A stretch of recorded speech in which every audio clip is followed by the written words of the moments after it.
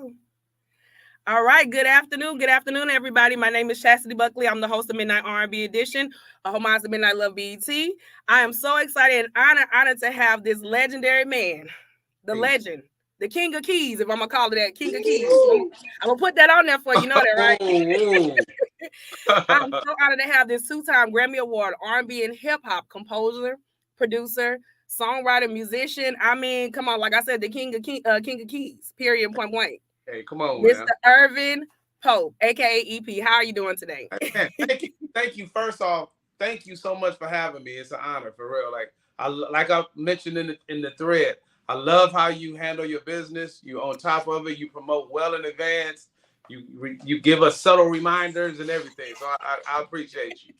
Look, today is the 20th anniversary of Brandy's Aphrodisiac. How do you feel today? It's been 20 years. How do you feel? It's great, man. I'm blessed, bro. I don't even need to say bro. I'm blessed. I'm sorry. No, look. Everybody treat me as the homie family. Look, we family. Like we family. This is a family thing around here. That's my cousin, y'all. You see that? Right. That's my cousin. Like, it's just crazy. It's been 20 years today. I mean, her fourth album. 20 years. And this year is the 30th anniversary of Brandy's career. So for you to be a part of her legacy, I know it means so much to me. Right. But not even that EP. Like, you really, really opened the door for a lot of music when this album dropped. And I don't think you understand. We're going to talk about it today, though. Let's get into it. Let's do it. Come on. Okay, so before we do get started, I'm going to play a little game with you. It's going to be this or that. Okay. I'm gonna have you pick something as a part of your legacy and anything that you've done in your music career or anybody who you're affiliated with. I need you to pick about one. You know what I'm saying? Okay. So I mean, it's gonna be kind of hard, but this is your legacy. Let's go. But I'm ready for you to pick to see what you got. All right. So the first thing I'm gonna do, I'm gonna start with the area. You're gonna be it's gonna be either hip hop or R&B. The genre. Which genre are you gonna do? Let's do hip hop. Why you pick hip hop? Because it encompasses everything. Ooh, so stick one, sir. You know what I mean? I don't have to settle for just the subtleties all the time. If I want something banging, it's still in the same genre. You know what I mean? Yeah. So yeah. That's dope. Yeah. I mean, you done a lot of hip hop. I mean, you opened the door for so much music in the 2000s. I mean, you really changed the game, but we're gonna get more into that when we do talk about it in the interview. So hip hop it is. All right. So next, do you like being a producer or a composer? I would have to pick producer. I ultimately want to retire in composing. Wow. But you did My Wife and Kids. That was something that we grew up, me and everybody from Louisiana. That's all we talk about in the 2000s, My Wife and Kids. That was everything. Did your homework, huh? Look, EB, you have done so much. I had no choice. You've done so much legendary stuff. I mean, you really changed the game. So, so why do you want to retire in composing? Like, is that your love more than it is now from producing? Well, think about this. In one film, I can do all genres. One scene, we got a bar scene. I'm gonna do some rock. We got some that's cinematic. I'm gonna give you some keys and some feeling. The club scene, I'm gonna give you hip hop. So it encompasses all the genres in one body of work. That's one thing. Part two, I can sit in the comfort of my own home, get a film, and take about 3 to 6 months and compose that whole film. And it's very lucrative and it's less convoluted. Okay. Well, that makes sense. And I know since, we're going to get to it and talk about COVID and everything, like, did it really change you with composing versus with producing because you're doing your own thing and nobody's not controlling, or you just doing your own stuff and you have the power to do what you want to do? Well, I've always done both, right? So I never settle for, like, everybody has a different opinion about where the game is right now. And with the mumble rap and less substance, okay, I'll do that to keep the lights on, but I still can, in my own time, I can do something that I really appreciate and express my artistic, expression and put out my own jazz albums, or I can even do a kid album or something for cartoons or whatever. So there's no excuse. You have to do what you got to do to keep the lights on. And I'm fortunate enough to be able to transcend the eras, right? And make it viable for a kid that's 15. Like, I just signed a 15-year-old artist that I'm very excited about. And me being the age that I am and being able to make something that resonates with that age is God, You better preach. Oh man, Yeah. I love that. All right. So the next one, I got this third one now. Look, EP, don't get mad. You know, you was talking about that hip hop round, but you know, these babies mean a lot to you because it mean you created and changed the sound with both of these. So I have you, is it Deeply Rooted or College Dropout? Ooh. So you ain't fair. I tried. You ain't fair. If I had to pick, ooh, that's probably the toughest question I've ever had. And you know, next year, Deeply Rooted makes 10 years. Ooh, wow. Yeah. So I'm gonna have to pick Deeply Rooted. Hey. I got it because I was all over that project. I had my hands in it, a co-executive produced it. I got to use all my gifts. I wrote on it, I played on it, I produced on it, I created the transitions, I sung on it. I even had some of my artists feature on it. So I'm gonna have to pick. That's my baby right there. So we got to go with that. You want to do that. I figured that because I think what you did for Scarface, you really just brought him back to what his roots was of hip hop and, you know, just rap. And I feel that for you to never give up on him, that was amazing because Scarface is a staple in hip hop. People don't talk about it. I'm from the South, so completely. And for he's tough though. It took me 6 years of reeling that thing in for it to come to fruition. But like, I'm glad I wanted to do that. I'm a fan of his, and he happens to be one of my good friends now. But yeah, that was important for me to make that project come to life. So next year y'all gotta celebrate the 10-year anniversary. Y'all ain't got no choice. When I get off of here, I'm gonna call him. I'm gonna say, "Hey man, what we doing for the 10th?" He probably ain't realized it's 10 years. I'm telling you, fly. Look, but that's how you know that music still resonates when you can still think about the anniversary of an album. And just like, I mean, congratulations on College Dropout being 20 years this year. I mean, like, we gonna talk about that 04. You ran 04. 04 was a good year. Don't get me started. 04 is the best year of music. I don't want to hear nobody say nothing about 04. 04 is the standard of what R&B and hip hop was. Like, y'all set the tone for music afterwards. Like, we ain't gonna 04 was it. 04 was the best, period. Yeah. Look, I'm gonna roll with you. It was the best. Y'all heard her. It's the best.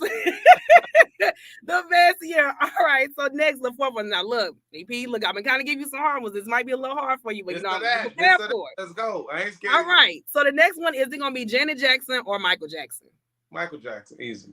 What? Wow, hold up. Because you did work with both, but Janet, you worked in that Demeter Joe era. So like, why would you pick Michael over Janet? Because Michael Jackson is music. Past me and anything. Like, you got kids that are 1 and 2 years old right now that are still reciting. He's been gone, what, 20-something years? 15. 15? 15, yeah, I'm not going to argue with you. I know you know your numbers. He's been gone 15 years, and kids that weren't even alive then, that can't even formulate sentences, are dancing and singing to his music. So I got to go with Mike. Love you, Janet, but you know what I mean? I love you, Penny, but we got to go with bro. Oh yeah.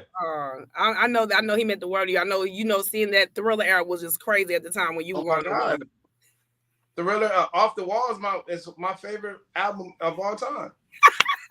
Yeah. And look, that's going to be 45 years this year. So look, wow. look, you are a historian for sure. I try to be, because I make sure that, you know, just because people may be gone or not even that may not understand how influential their albums are, I have to show you respect. And it's people like yourself that, you know, for you to do stuff for both of them, that means a lot to all of us. Yeah. You know. But the onus is on us. If we are creators, we have the unique opportunity to leave something on this earth forever. Preach. And it could be lucrative if you do it the right way. But even if not, the art form alone lives forever. So we need to take this responsibility and this opportunity to really put our art out there, not just make it, but let it live. Oh, you better preach. All right, so I got one more last one. Now look, this is you. I ain't scared. This is you. Let's go. All right. So the last one, you know, this is my girl. This is my girl for life. So these are two songs. I don't want you to get too deep in it. I just wanted you to pick one of these because we're going to talk about it in the interview. So it's going to be Where You Want to Be or Talk About Our Love. Talk About Our Love. What? Oh, okay. Okay. Talk About Our Love. All right. So when we get deep into the interview, we're gonna talk about both those songs that you did on this timeless album, Aphrodisiac. But before we do get started, I gotta give a big, huge shout out to the Department of Mass Communications at Southern University. Shout out to y'all. I'm so proud to do this amazing interview with the legendary Ervin Pope. And it's fun fact, if a lot of people don't know, Brandy's mother graduated from Southern University. So fun fact, I'm literally sitting here in this university where her mom has graduated, but not even that. I'm just honored to do this amazing interview with Mr. Pope. Thank you so much. Thank you for having me. All right. So, this era 2020 has been so crazy, and I know things have been happening. I want to ask, because I do a mental check on my guests who come in. I want to ask, how have you been since the era has happened? I've been stable. I've been blessed. I've been fortunate. It made me sit back and value things that we didn't pay attention to. Yeah. Did it kind of, my question is, did you do more of music, more music after, when the pandemic happened? When the pandemic happened, my catalog grew like this because I was in the studio every day just working on stuff, working on new ideas, working on different textures of music, some stuff that was kind of foreign in my catalog. Like I really got into my 80s classic rock bag, and I made it I put a little urban twist on it. So I got a catalog full of that. You did Fall Out Boy. Come on now. Hey. See? You don't play no games. Oh my God. You know all of this stuff. This is crazy. You've been dipped in every genre. It's not a joke. Yeah. But that's amazing. I'm so happy that you really, really just took the time and just kept doing your craft. And I think that's truly amazing when you talk about stuff like that. And I'm happy. Thank you. All right. So now, before we do get into talking about Brandy and all your stuff, we're going to talk about you as a person and how you are. So I know you're from Watts, California. Look. Shout out to Cali. Yeah. So I want to ask you, how was it like growing up for you? And I know your uncle played a huge role in your life. I wonder, how did he play a huge father figure role in your life, into your music and your genre? And I know you said a gospel and foundation is the foundation of your home of sound. So I want to ask you, how was it growing up like in Watts, California? Growing up in Watts, California was the best lesson I could have ever obtained. So I lived in the Jordan housing projects, which is a very rough area. We was poor, but I didn't know we was poor because we had love. Like, we was rich in love. You know what I mean? So it was what I mean by it was one of the best experiences because I learned a lot. I learned what to do. I learned what not to do. I was introduced to drugs early on, but I also saw the effects of drugs early on. So I know, I'm not doing that because that's the result of it right there. And also, I try to be tough. I try to be with the gangsters, and that wasn't really me. I figured that out young. So I figured out a lot of things at a very early age. Yeah. And I can't take all the credit. I had a loving family that was on me and that was paying attention. So me growing up in Watts, but being bused to the valley and to suburbia, and then I got to see another part of life and deal with other ethnicities and family. I saw family structure that I didn't see in the hood. I got a different education and a palette for music in the valley that I didn't get in the hood. So I think it created a perfect storm for me to last in this industry as long as I have. Yeah. And being in Cali, look, y'all don't play no games. Look, y'all about their life. So look, I don't play with y'all when it comes down. Hey. Everywhere though. Everywhere has it too. So not to even the thing is, if you can learn from it, you know what I mean, and apply some of the lessons to yourself, you can fare well. Right. That is very true. Yeah. That's very true. I love that. So now we're going to talk about your legacy. So I wanted to ask you, what motivated you to become like a producer and a musician? I know your first placement was with Ben Harper by your side. So I know that was like your first placement. Yeah. So I wanted to ask, like, did that kind of just like motivate you? Did family motivate you to go in that lane? And when you started getting like a placement with Ben Harper in the 90s, because I think I remember him when I was a little girl. So I'm like, I think I remember this song growing up. But I mean, for you to get that first placement, how did it feel to have that when you started your music career? I was petrified. Let me just say that. What? I was petrified. Like, I was a church musician, right? So Ben Harper's bass player, shout out to Juan Nelson, who's no longer with us, but he's like, "Hey E, I got a song that Ben needs a B3 organ player on, and I'll have you come to the studio and play it." So I'm not used to that at all. This is my introduction to live recordings, period. So I'm like, okay, cool. Just give me the song and I'll learn it. He's like, no. You got to come in. We can't give you the song. You got to come in and just play it. And I'm like, ooh. And I be put on the spot. So this is the introduction. So long story short, he got me in the studio and I did well. I played, and he even gave me a solo on the song. And I aced that. And the very first song that I ever touched in the industry went gold. Went gold. So it's like, man, this is what I'm supposed to be doing. And did it push you to like motivate to do more music after that when you went, like you got your Absolutely.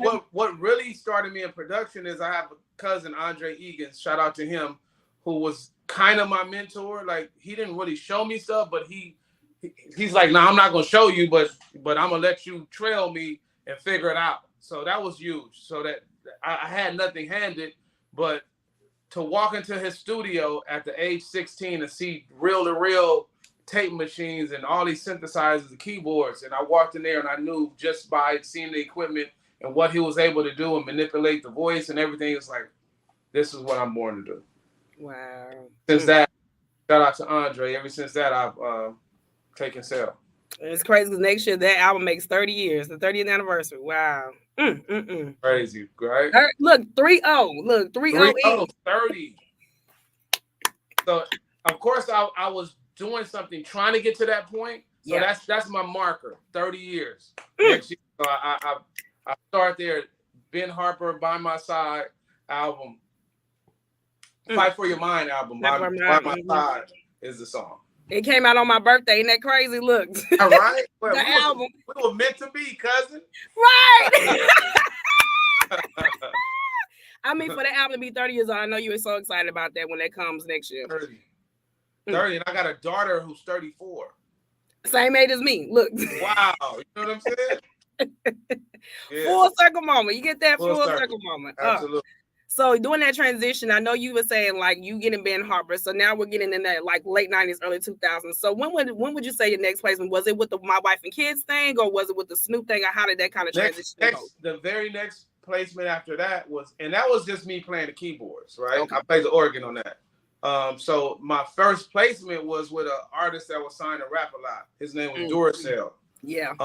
And I think that was 1999. 25 years. 25 years, you know what I mean? So 1999, and his album was Unleash the Beast. And I did 3 songs on that just by going to a studio session and just getting one song. And then I had 3 songs on that album out of 12 songs, a quarter of that album. And my very next placement right after that was Snoop Dogg. So it was like, I was, I had the bug. I had to keep going after that. So I knew what I was supposed to do. Wow. So with a mixture of that, did you start doing your composing with My Wife and Kids and all that? Did that transition in that at the same time when you were doing that? Well, it did, because My Wife and Kids came about because my homeboy Big Tank, who was the composer for that show, he kind of runs Black television right now. He does all the Power and a bunch of 50 Cent shows and The Shy, and he does I think he has like 13 TV shows that he music supervises for.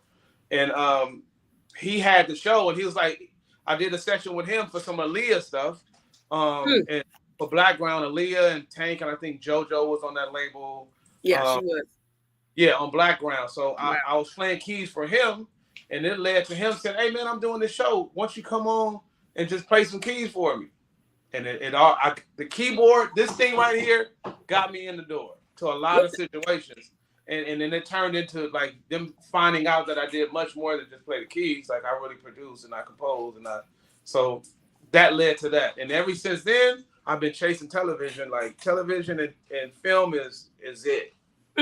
Like I said, that's why I want to ultimately sit back at home and retire and do what, Wow, that's amazing. I love that. Oh my God. And you doing stuff for Aaliyah, rest in peace to her. Like I know that was I just nothing came out that I played on, but I definitely worked with Aaliyah, and I that's my stat that I call. You know what I mean? Catch it. Absolutely. Oh, that's so dope. So now we're in the 2000s, and I know now you're in this era in this realm, and now you really finna start to get big. So now we're in the 2000s. I know Angelo played a huge role for you. So how in the world did you link up with the Kanye situation, and I know you did Jay-Z's Blueprint too, The Gift and the Curse. So how did that like come about? And then I think you transitioned into him. So how did that kind of come about with you working with Kanye? So Angelo, shout out to Big Chuck, because Big Chuck was A&R for Dr. Dre. So I got introduced to Big Chuck, and then he had me play keys on some artists that was signed to Aftermath, and then I met Angelo through that because Angelo was an assistant A&R. So I built a relationship with him. So he started calling me for producers that was in LA that needed musicians. So he called me actually for a session out the blue, and I'm looking at the phone. I'm on my way. I think I was on a date, headed to a date or something. Told her I'm on my way. I get a call from Angelo, like, do I want to answer it? I answered it. Yeah, man, I need you. I need you to go to the studio in West Hollywood. I got a producer out here from Chicago. He needs some keys. And I'm like, you do keep me working. So, all right, I'm going to swing by there, right? So I swung by there, walked through the door, and it's Kanye. But it's Kanye before the notable Kanye. You know what I mean? It's like that part. It's like, bro, like, because he had me, like, Kanye literally had me waiting about 30, 40 minutes doing nothing while he was on the phone. So I'm sitting like, bro, like, I really don't even want to be here. Right? So I go upstairs and start playing pool, and then he come get me. And then he asked me to lay one layer on the song. Then he get back on the phone. So I'm like, all right, I'll go back upstairs and start playing pool. So he's like, I need you. So long story short, that very first session, I played keys on this song. I'm going to tell you the song right after I tell you. He said, hey, can you lay a bass line on this? I said, all right, lay the bass. You hear anything else? You hear some strings? Well, sure, run it back. Play some strings. You hear 2 or 3 other elements, right? I laid it, and that song turned out to be Never Lets Me Down on College Dropout. The very first session. Ooh. And then in that same session, I got the placement. I played and did a lot of production on the Blueprint. On that Faith Evans with Notorious. Yeah, that one session, 2 legendary songs were born. You better let these people know how you is in hip hop. You are important in hip hop. This is my first time telling that story too. Yeah. Oh, about the two records being born in the same session. You better, and that's why you multi-platinum. Man, EP, and then did you feel at that time too, when you were 02, 03, did you feel like music was about to change when you were working with Kanye? Did you feel like y'all were about to do something real different at the time? Because music was seriously changing as well. Every session, I feel like that. Even to this day, I feel like every session, this is it. This is going to be the one. This is going to, you know what I mean? So I knew we had a rhythm at that time. Yeah. And I knew that it really hit me when he was like, you know what? I need a guitar player. You know a guitar player? Like, nothing. Let me call a guitar player. I call my man Glenn Jeffrey. Right? And then he's like, man, I need a bass player. Say less. I call my man Keenan Holloway. And then I put that sound together that became his sound for the next 3 years. Ooh. So I got a lot of his work because shortly after that, he got into his accident, right? Yeah. And he couldn't fly because his jaw was wired. So he was kind of grounded in LA, which means, guess what? I got all the work. You're doing the work. You're the producer. So, and we built the sound. And every day it was somebody else. It might be Do or Die we doing something for. Next thing it might be Brandy. Next session it might be Jay. Common. You just never knew. You just had to just show up. You get a call to come to the studio. You come in there, and then it's like, oh, are we working with Game? That's how I met Game, through a session, playing keys on something for Game, for Dreams. I ended up playing the strings on Dreams, and then when Kanye went out the room, I was like, look, hey, I don't only play keys, but here goes, I produce too. There you go, exactly. So, and from that point, I gained a relationship with Game and ended up having the first song on his very next album, which was Doctor's Advocate, which is the song Looking at You. I produced that song for that. So it's all about being in the room and staying in the room. Right. But I mean, for you to do slow jams, that's you went overdrive. You went in overdrive after that. What? Really quick. I know I'm talking a lot, right? No. But the people need to know your legacy. We need this. Drop them jams. Slow jams came from, like, that was probably the first or second song we did after Kanye's accident, right? What? And it was this. He didn't even have a budget for this. He paid us out his pocket for this because the label, he hadn't had his deal yet for his. So we actually did that song in his hotel room. What? Yeah, he had a hotel room. He had keyboards and stuff set up, and he called us to the room. He's like, I can't give you the normal rate, but could you play say left? And I actually didn't have a sustain pedal, and I was playing that song kind of choppy. And that was born out of just being loyal and pulling up, you know? What? Yeah. Got a light-skinned friend look. Yeah, hey. I had no idea that song was going to be as big as it was. None. What? When I tell you everybody in the hood, EP in Louisiana, because I'm from Louisiana, we played that. See, I was in I had just started high school when that came out. I mean, I'm telling you, everybody and their mama had that song. That song ran the radio. Like Twister, that stuff you did for Twister, all that stuff in 04, it was just like a machine. Y'all had it going on back then. Oh. Yeah, thank you, man. I appreciate it. Man, you went from Kamikaze, College Dropout, Demeter Joe. How was even working with Demeter Joe at that time? How was working with Janet? How was that session? It was, everything was on like a tight, because Kanye was the guy. Yeah. At that time. So everybody was coming at him. There was demand. Yeah. So it was like we would get a call, like we was literally on call like a doctor, like look at our phone or beeper or whatever at the time. I think it was the little sidekick. Flip the sidekick. Hey, come to the studio. You know what I mean? So everything happened so fast. So it was cool working with her, but she actually wasn't in the session when I did mine. Like we did the song, and then Harold Lilly came in and wrote on the session as we were out working on something else, and then she came in and did her vocals after that. But like it was a conveyor belt. It was a machine. And you know, this is 2004, so this is the year of Usher. So y'all were competing with Absolutely. Confessions. Ooh. Absolutely. EP, I know that time was just crazy. I know, how was it like having like those placements back to back like that? Like, was it just like for you to just make sure that you like, hey, I got this, then boom, we're going to the next one, boom, then we're going to the next one? I was so trying to be a staff producer. Now, what's a staff producer? Like somebody that Kanye was signed to do some of the work for him, but at that point, like he just took all the credit. Like a lot of stuff we was getting paid. We got paid very well, but it's almost like the Funk Brothers story. You know, at that time, you know what I mean? You're getting paid well to play keys, but like the ownership of the song, a lot of stuff, and I don't mind sharing this because somebody else can be helped from this.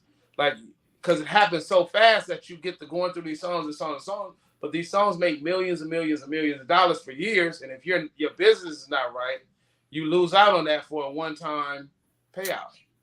Oh my God. You know what I mean? So and that's why I made sure when I did my research, I'm like, I know somebody's playing them keys. Oh, absolutely.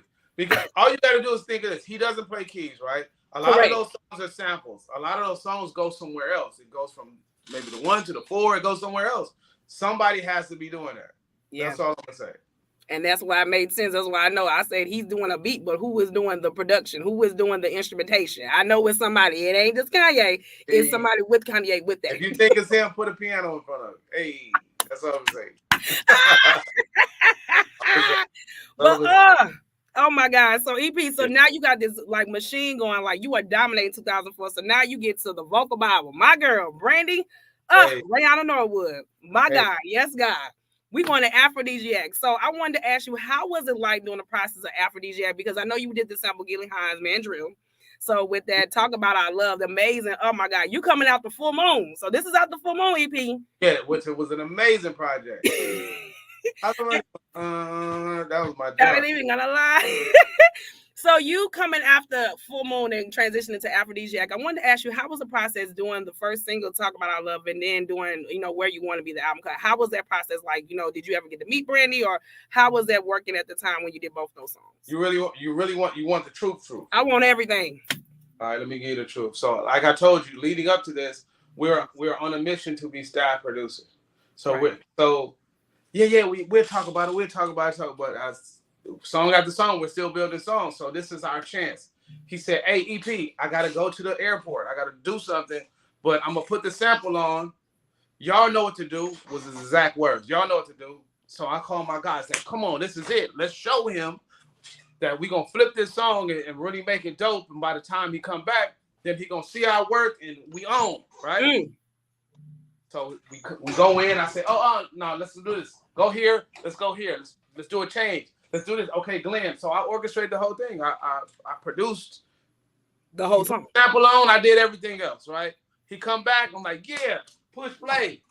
And he said, thanks. What?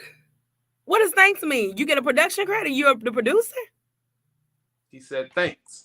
So it's the game. So this was the defining moment, which I ain't even mad. This made me know that, you know what, like there's a glass ceiling.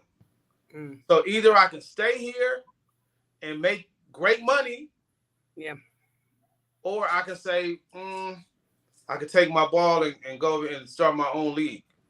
And I chose the latter. So, but I did it. My mind stayed there. I started to transition into like, okay, let me get more into other artists and let me get more into, but I'm not going to just leave you like that. You call me, I'm going to send you somebody else. I'll send you somebody new. You can do them, but I know my worth. If I can do what I can do and do what you can do, I'm pretty valuable. Yeah. Right. So and you did the right thing. I'm grateful for the opportunity, and I just transitioned on a good note. You know what I mean? It's no beef, no issue or nothing. But I just knew at that moment, like I gotta go on my own. Yeah. And you did the right thing. And I feel that that's why, you know, people like yourself, I had to interview because I know it's so much more. When you hear talk about I love you hear instrumentation, you hear piano, you hear the classic, you hear so much instead of the beat they talk about. It's so much that it takes a song to be created. And so when I'm hearing that Gilly Hines and Mandrill, I know you're taking a piece of that, but now you adding your instrumentation on there, the pianos, and I feel like I heard a horn on there too. I feel like a horn is in the background as well. Yeah, like, it's probably the sample, but I manipulated all of that. It was so dope. I was like, it sounds so many instruments up in here. I'm like, EP is doing them keys very well. And then where you want to be loved. I ain't gonna lie. Look, EP, I told you, I like that one. No shade, but I may like that one more than the single. Amen. And I like it because of the history, because what I put into that other song. Now, your selection, I get it, because it's smooth, it's different. The piano is talking, it's a ballad, it's rocking. I get you.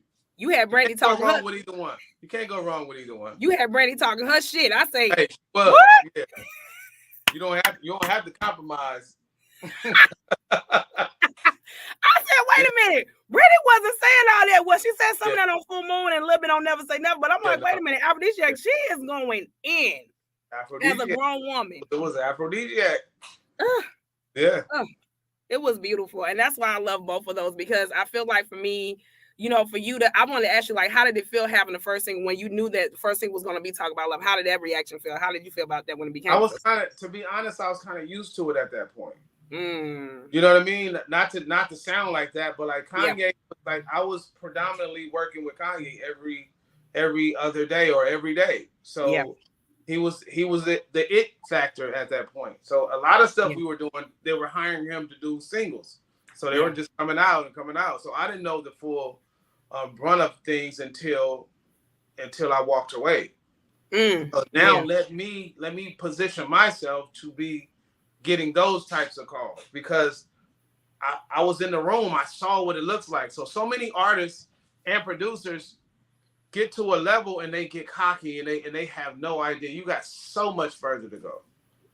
That's why it doesn't even pay to do because I've been under Kanye, I've been under Swiss Beats a while, I've been under Big Tank, heavy hitters. I like really Dr. Dre getting called to add to their production.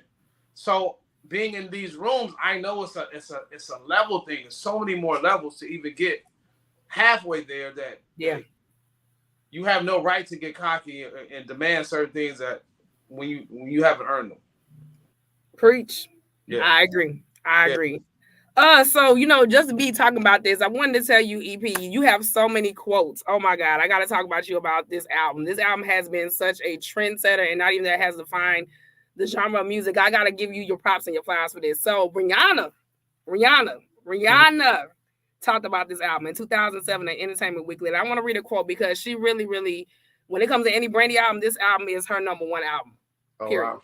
And she loves this album. So it's a quote I want to read for you that Rihanna said about Aphrodisiac. She said, Brandy's Aphrodisiac album really helped to inspire that as well, because that album I listened to all day and all night. This is Rihanna. She said this. Yeah. She said that when I was in the studio, that was the album that I listened to all the time. And I really admire that album. With every song was a great song. She said it's a no skill. Wow. And for her, she said you can listen to the entire album. And I was like, you know what? I have to make an album like this. And that's what Rihanna said about Aphrodisiac. So can you imagine? Imagine me, right? Being a musician out of millions of musicians. Millions, right? Yep. Millions of producers who fight every day to even be notable. To be in this position and day after day, time after time, be given the opportunity to be showcased with some of the artists that I've been, like, it's I can't even describe it. It's definitely, it's a gift, and I can't take credit for it. God does it. Amen. You know, give him the credit. He keeps putting me back in the room or in somebody's pad, or you know what I mean. And also, like, we have an onus to give back. That's why I don't hesitate. You ask me to come on, I don't hesitate. When somebody asks me to talk to their kid or get them advice, as much as I can, I don't hesitate. Because I'm not where I want to be ultimately. So I'm gonna need somebody to pull me up. So who am I not to pull somebody else up? I mean, and for Rihanna to say that she said that album inspired A Good Girl Gone Bad. That's the one with Umbrella.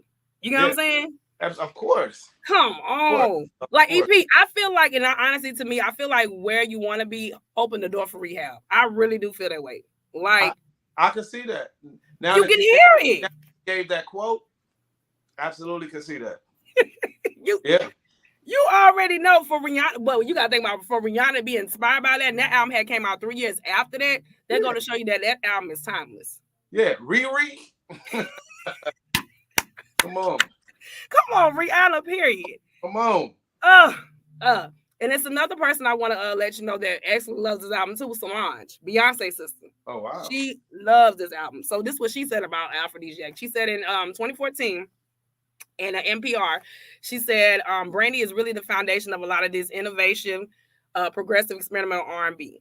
And she said Brandy really influenced a lot. So she feels that this album alone is the experimental R&B progressive album. And a lot of people, I've seen a lot of articles that talk about this. So EP, I wanted to ask you, how do you feel when you hear Solange and Rihanna feel like that she is the forefront when it comes to experimental R&B, and your sound kind of, most created all this? How do you feel about that?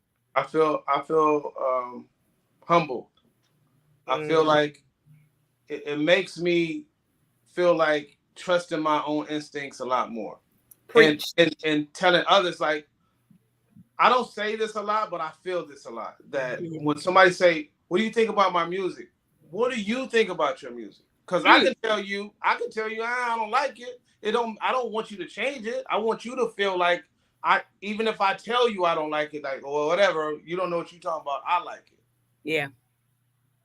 My instincts weren't wrong. I only put things in it that I feel.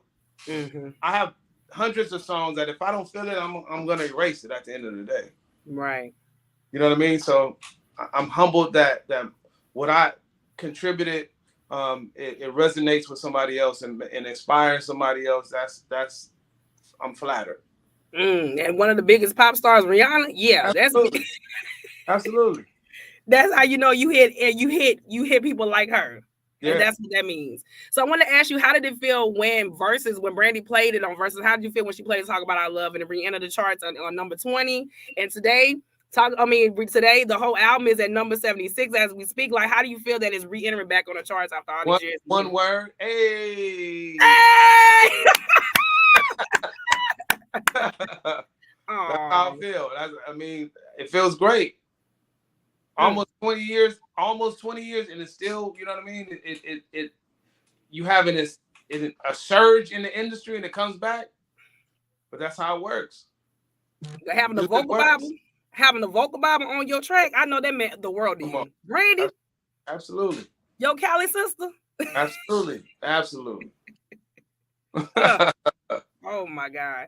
So definitely with this album, it hit number 3 and number 4 on the charts, and it definitely went gold. So how did you feel when Brandy did go gold with this album, and how did you feel in reaction when Aphrodisiac did what he did at the time in 2004? My honest feeling was, how did it only go gold? Because it was big. It was talked about. Yeah, it should easily be platinum. Very solid piece of work. Period. Substance, everything. I don't know. I think somebody cheated us. It should be platinum for sure, or somebody did a good job. People do call it underrated, EP. They've been saying underrated for the longest. For 20 years, I've seen the comments. Everybody's like, this is one of Brandy's most underrated albums. And I have to agree. Yeah. That's what I'm saying. It's underrated for a reason. I don't know. Somebody did a good job. But look, 20 years later, we still talk about it. We still talking about it. Compton balance over. Oh, my God. But I'm just so proud that your song was the first single, but not only that, you really, really opened the door for experimental R&B. And for you to do that, to have Rihanna and Solange and Chris Brown and all these people still talk about Aphrodisiac, I know that means a lot to you because your sound changed music forever. You know? Wow, man. I need to hire you. What? Keep talking. Look, but EP, look, everybody look, Aphrodisiac, it changed the game. And that's why when I look back at a lot for you and Timbaland and everybody that was a part of that, it makes so much sense why people resonate with Aphrodisiac, because Brandy was speaking her truth. She really was. Yeah. That's one of her most truthful albums. Like when I listen to Aphrodisiac, I'm like, yeah, she was being very honest. And like you said, I think got underrated because of, you know. Yeah, and her plaque is strategically placed in my studios. It's over a rack of 3 keyboards because that's, you know what I mean? It's when I play there, it inspires me. So that's why you the GOAT. Period. So you have made all these timeless hits and you did Slow Jams and Fall Out Boy and all this stuff like that. So I wanted to ask you, EP, what is the essential ingredient of making a hit? And if you know that, what is your favorite hit from your catalog? I don't like you. What? What I do? You ask hard questions, but it's all good. Essential is feeling. Making sure that it evokes feeling. What does it feel like to you? Not you, to me. If I'm making it, how does it make me feel? And if I don't feel nothing, it's kind of hard for me to want somebody else to feel something. Yeah. Right? So outside of that, I would say drums. Outside of feeling, the drums have like the drums are everything. If the drums are weak, the pulse is weak. It's the heartbeat. And what was the second half of that question? What's your favorite hit from your catalog? I thought you was gonna forget that one. Okay. No, I favorite song out of my catalog. You can probably have multiple because a lot of people say they have more than one. So I give exactly. If I got 10 kids, it's hard for me to point one out. Like, hey, come here, Junior. He's my favorite. You know what I mean? Right. One of them is God by Scarface. I knew you were gonna say Scarface. I knew something was Scarface. Think of the. He said, "If I can play God for a day," and he goes through this whole thing of what he would change and what he would feel and all that. So if you ain't hip to that, Scarface, Deeply Rooted. Listen to the song God featuring John Legend. Yeah, like it's one of them records, right? Yeah. So it would be that. That's one. And 2 would be Neo. Don't Get Down Like That. That's my jam. Yeah. That album number 2 for me. That album right there, his debut. Yeah, I think he should have stayed right there at least another album or 2. Oh man, that early. In my own work, don't get me started with that. That you did your thing with that, like, and that's why you know what, EP. And now I think about it. When I think about Getting Down Like That, it gives me the flavor of Aphrodisiac. Like it's like you kind of kept a little bit of that formula in it. Absolutely, because it came right after the Kanye era. That's when I started stepping into other things, and I got into that, and so that was the era we were in, and that was completely, no question, me, 100%. So to go from that to this, you can kind of do the math. Bangers. Bangers. Now I do have a question because now I'm starting to think, because I'm going back to the Kanye thing. I know he had another song with Brandy on his album. Were you a part of that process when you did that album as well, when she was collabing on his album? I was a part of that process, but which album was it? I think it was the second one, his sophomore album. It was Bring Me Down. Late registration. Yeah. I don't think I got to be a part of that song. Okay, but I thought you were. 3 songs on Late Registration and probably 8 on College Dropout. Ooh, his best. Yeah, that's his best album to me for sure. Period. I agree. Every skit on there I did. At the end, all that. So, yeah, I don't think I would have remembered her being on one of my productions. So no, I didn't do that one. I thought so because when I was looking, I was like, did EP do this? Because I'm like, you did Aphrodisiac, and then she came back and collabed with him. Yeah, so his albums were credited correctly, so I don't think there were no mistakes. Okay, you played on this and you got credit for that, and then only one credit that I didn't get that printed for, and that was Common on this B album, which was I did Faithful to the End. I played keys on that and didn't. I believe you because I was told some things, but I'm gonna leave that alone. We'll talk about that. Exactly. Oh, trust. I was informed. I was like, oh, okay. That's why these interviews are so important. It's because if we don't speak up for ourselves, a lot of stuff will never be known. I agree. And that's at the end of the day, it's more than just a beat. Instrumentation counts too. That's production. Heavily. Period. It sets you apart from everything else because a lot of people can't add live instrumentation to their production, and it trust me, it's leaps and bounds. Yeah, I agree. It's definitely leaps and bounds. So now, since we are on your current, now we're in the era of 2024. So what current projects do you got? And I know you have your furniture, your company. So I wanted to ask you, how has that been going, and what have you been doing now, currently in the era of 2024? It's going amazingly. It's because I have a band and I tour. Right, I've been touring for the last 10 years with the game. We tour all over. We're the Furnace band, and you see, I'm wearing the Furnace merchandise. Yeah. I have 4 jazz albums. I just released the jazz album Anomaly. I just released that a couple months ago. Wow. I've produced in its entirety a Glasses Malone album, West Coast native, which is really, really dope. Filled with some really dope features as well. Right now, I just signed another artist. I have 3 or 4 artists on my production company, on my production label. Ariana Shalee, I got Evan Ava, I got Infinite. We coming. You know what I mean? So that I'm doing I'm doing stuff for The Shy. Wow. Doing stuff for Force, for Raising Canaan. Television stuff as well. So just grinding. Come on, and still making hits. Just grinding. Yeah. And with the game with him and Keisha Cole, that's one of my favorites too. I want to tell you that was. Yeah, exactly. Love hearing that. I love that song. I played that a lot. No 8. Thank you. I did the remix of that too with all the Fat Joe and all them. And like you did all that too. I did that whole thing, but it's nowhere to be really credited because it wasn't printed nowhere. But a lot of people don't know I did that remix. Yeah. Catch it. He's the truth, y'all. He's the truth. Yeah, exactly. I'm gonna catch it, y'all. Catch it. Oh, that's that's not my slogan. That's my friend JR slogan. That's my friends from the Army representatives. They got a show called Catch That, so we say Catch That. Okay, well, there it is. I'm gonna borrow that right now from you. Look, you gotta give my friends their credit. That's their slogan. Yeah, I mean, you gotta give it to them. I got it from you, so you gonna give it. Well, that's gonna be for them. That's copyright to JR and Elise from the R&B representatives. Shout out JR and the rest of them. You said I don't know, didn't catch it. Oh, thank you so much, EP. So now today is the 20th anniversary of Brandy's Aphrodisiac. Oh my God, album number 4. Number 4. June 29th. June 29th. Re-entering the charts as we speak at the moment. It is up on the charts, on the R&B Soul charts. That's so great. Congratulations. Thank you. So if you had to describe one word about this beautiful, timeless album, Aphrodisiac, what word would you describe it? You just said it, timeless. Oh, why do you say timeless? You got to speak on that, Brandy. Why you say it? 20 years ago, and look how you're feeling right now.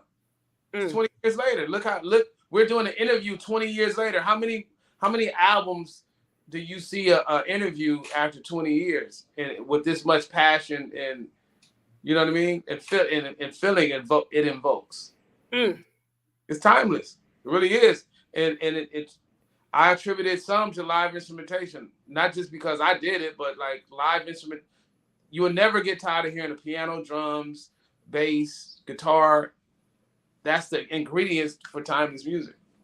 And speaking on Brandy, how did you feel? Like I said, with Brandy's voice on your stuff, I know it was for you. He was like chef's kiss. Absolutely. Mwah. Exactly. Oh yeah. My God. Well, the word I have described about this album, I call it her rebirth album. This is her rebirth. I really do think it's her rebirth. And the reason why I say it's her rebirth, because this was a transition for Brandy, for me, coming from leaving Rodney's camp and then changing from Dark Child. Now she's transitioning with you and Timbaland and everybody who was involved. I feel like this was a rebirth, because for Brandy to come and change the game with this, you know, she's kind of starting out, I wouldn't say just new, but the thing about it, she has to find her own new sound with her own producers and stuff like that. And I feel that with this album, because she was going through some things personally, I feel like it was resonated with this album. And I think a lot of people, they love this album so much. Her being a new mother, her finding her own way in her relationship, you know, her finding her own guidance and her own voice in this new sound that y'all were creating with her. And I feel like with 2004, a lot of us, like you said, is underrated, because looking back at it, it's like at first, because I was so young, I was 15. So I'm like, I'm trying to connect, but you know, it's a little bit connection. But then at the same time is maybe I wasn't at the age. And I think now you gotta live a little bit. It's like you know what? It's like the next day, the flavor get in that thing, get saturated. EP, let me tell you, at the age of 34, I get that album now, because I lived it. Yes. I have lived it. Yes. Brandy, that voice, top notch, class act. Do you the tone of all tone? Yeah. I mean. And I have to give a huge shout out to my friends, Gavin and my friend Michael. They are the two people that I know for sure that love Aphrodisiac. Like, they are the two that go hard for this album. The reason why I want to give them a huge shout out, because as much as I love Brandon, I love and honor her for them to love Aphrodisiac the way you have helped them out in Dark Places, EP. I have really talked to these gentlemen. They told me this album really helped them see the light. And for you to do that, I'm very proud of that. That's amazing. Shout out to them. Look. And for you to give her Talk About I Love, that first single, I mean, she came with a banger. And then after that, she really did. She did. She did. She deserved it too.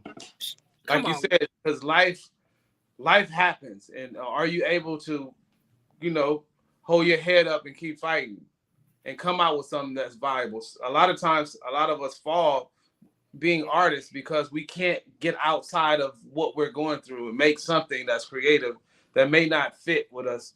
You know what I mean? So she lived that, and I heard it in the pen.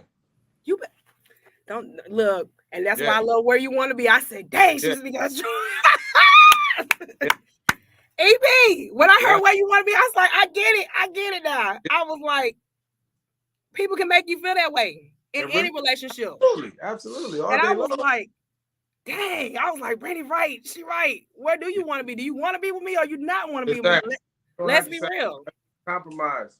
Be where you want to be. Damn it. You better speak them lyrics, because when I seen the video you were singing, I said, even now he's singing Brandy lyrics. Come on now. Yeah. And that's why 20 years later it's still the sound of everybody's soundtrack of Everybody Live. And that's why I'm so proud for this album to do what it did. 20 more years, we're gonna be right back here on this. We're gonna be in person then. We're gonna be in person. Okay, there you go. That part. Oh my God. So my last question, EP. So now, since you've been in this industry for 3 decades, I want to ask you, do you have any advice that you want to give to people that want to be involved in the music industry, since things have changed so much? What advice would you want to give them in this new era about how to be a part of the music industry? I'm gonna add this. I've never added this because I get this question a lot, but study. Right now we're in the information age. You have no excuse. You can become a millionaire on your own. You don't need a label. The power is in your hands. Yeah. We have Chat GTP now. No excuse. You can get anything you want to know. You just got to study. Learn publishing. Learn all these other things. If you get a bad deal, you got a bad deal because you didn't do your due diligence to avoid being taken advantage of. And 9 times out of 10, when a label comes at you and they're ready to do a deal with you, you don't need them. Because if you ain't hot enough, they ain't coming. Preach. They not. And then the last word I will give you, if you ever quit, you wasn't meant to do this. If you're meant to do it, you won't quit. So go do something else. Just get out of our way if you're gonna quit, and it has to hurt. It has to. You're gonna be broke. Hands down, you're gonna be broke. You're gonna have relationship problems if you're doing it right. This is how you know you're doing it right. You're gonna have relationship problems because nothing is going to get in the way of you doing. I'm not telling you to be irresponsible, but what I'm saying is you have a charge. When you're meant to do this, it's inevitable. You're gonna have issues. You're gonna miss family events. You're not gonna make it to everything. Yeah. You're gonna be sleepy. If you stop at tired, who stops at tired? You won't be successful. You gotta work past time, work way past tired. You gotta work when you approach exhausted, then okay, I'll listen to you a little bit. But if you ain't exhausted, go back to work.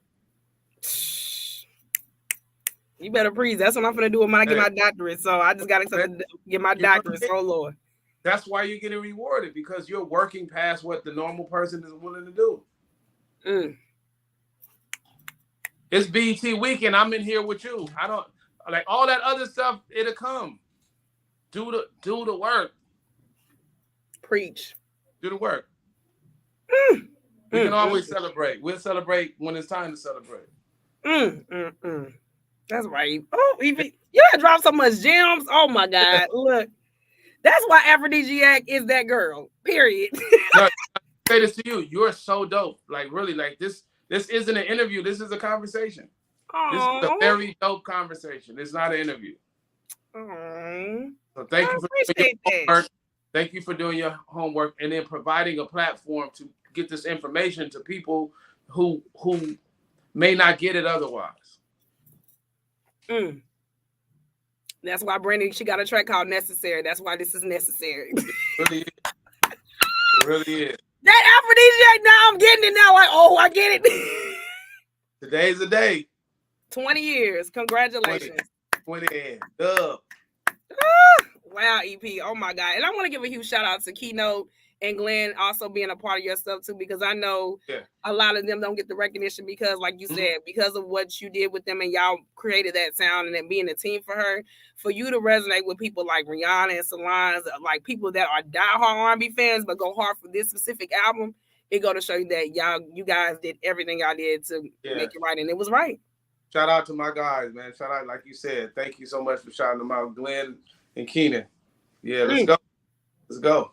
Oh my God. Oh my God. I'm so excited and so happy. So I want to ask you, do you have any last words before we end today's beautiful interview of the 20th anniversary of Brandy? Do you have any words for Brandy? Anything of that nature? What would you like to say?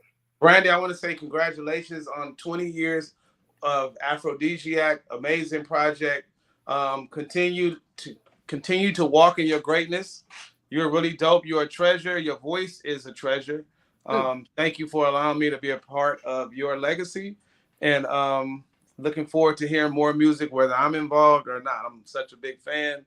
But yeah, I would love to, but I'm a big fan of not. Oh, and you know what? We got to congratulate her because this year is the 30th anniversary of her career. So for you to be a part of her 30-year anniversary career EP, means something in R&B and hip hop. Hey, I want to be down. You gotta.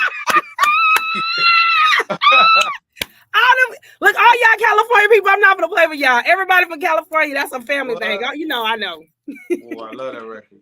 Oh my God. Well, you know what? God bless you, EP. I'm so honored and so proud to do this beautiful interview. And also, I forgot to tell you too before we do end, Brandy did rank this as her number 3 album on her list of her discography. So this is her number 3 album. When she had to rank her album, this was number 3 on her list. So for you to be in her top 3 of her whole catalog, you did your job. Thank you so much for having me. And if you ever need, you already know, reach out. EP, look, next year gonna be that 10-year anniversary of Deeply Rooted. You already know. It's all good. And it's gonna be 20 years for Game's documentary. Yep, I know. You know, I know. Y'all know y'all finna go crazy over there. I already know he finna act crazy. Man, might see me on tour somewhere. Hey, All right, I'm gonna leave it alone. Look, we R&B over here. I can't do too much about it. It's the same thing. It's all the same thing. Take the words away and sing a little melody to it. It's the same. It's all the same. Oh my God, EP, you know what? God bless you, and I'm so honored and proud of y'all. And I thank all my followers and everybody who watched this beautiful interview. And I'm honored to even give him his flowers. You deserve everything that you've done, and I'm so proud of your beautiful, illustrious 30th career. And guys, we are done with a beautiful interview with two-time Grammy Award, R&B and hip hop composer, musician, producer. The King of Keys, like I keep saying, y'all. Irvin EP Pope. Thank you so much. God bless you. Bye bye.